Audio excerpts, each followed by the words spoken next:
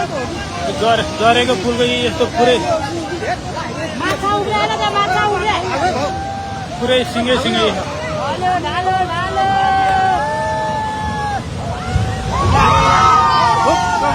हेर्नु पनि लग्यो